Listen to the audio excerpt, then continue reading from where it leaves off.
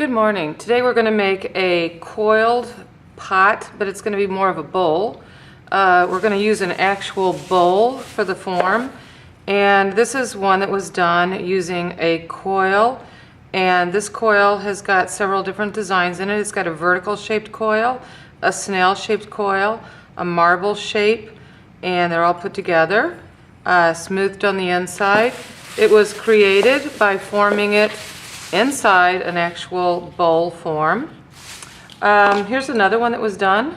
This one's almost all the snail shape. It's got some marble shapes that were pressed in to fill in the space, and this one's got an irregular, uneven edge to it, which is kind of cool. It's a asymmetrical design, where this one was created nice and flat so a lid could be made for it.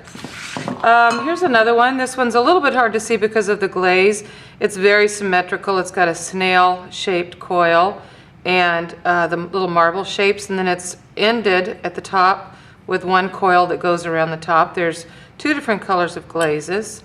It is started with just a spiraled coil, as you can see on the bottom.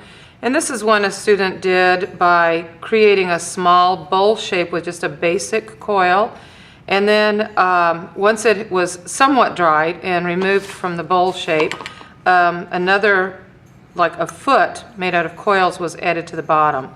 So those are your three designs. For 8th graders, I'm going to ask you not to do just a basic coil. I'm going to ask you to come up with at least 2 or 3 different coil designs. 4 preferably, but at least 2 or 3.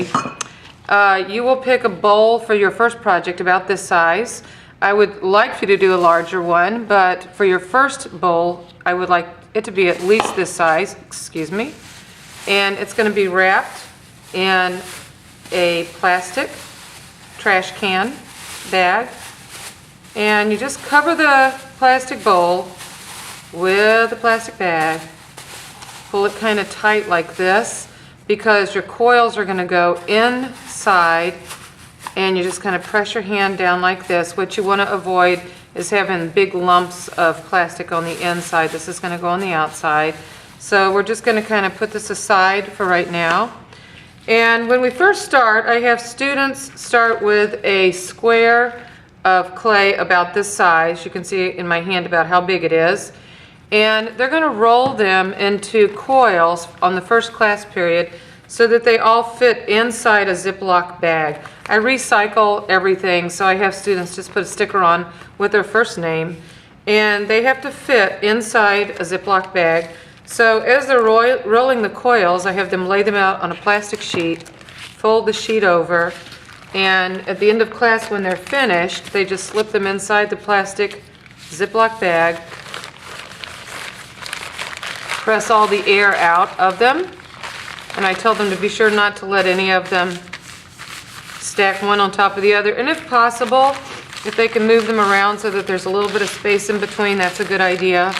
But the main thing is to get all the air out and zip it closed, store it flat, and then when they come back the next class period, it's real easy to take them out and then continue rolling them to the size they want. So this is not quite the size we're going to work with. We're going to make them a little bit skinnier than this. So I'm going to put these aside and get started on our bowl. We've got our bowl form covered with a plastic bag. And it's a little bit tricky to start with. Oh, I was going to show you, by the way, that when you start with a square, I always start by cutting this in half, and each half is going to make a coil about this big. And so I try to start all my kids off with 1, 2, 3, 4, at least 5 squares. That way I know they have enough to at least get a bowl going. So I'm going to start with one of the coils. I'm going to roll it out. When you're rolling a coil out, remember, keep your fingers spread out. And the thing that lengthens the coil and makes it thinner is to pull your hands out as you're rolling. Pressing too hard will flatten out the coil and it won't lengthen. So we're going to get this a little bit longer. And we want the coils to be about the same thickness.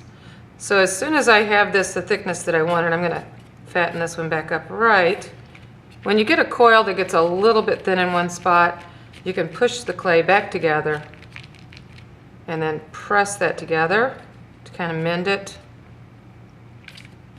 and then go from there. Now once I get these the length I want them, we'll be ready to start putting our design together. As you can see, keeping your fingers spread out, moving the coils quickly, you can get them the length that you want them to be pretty quickly.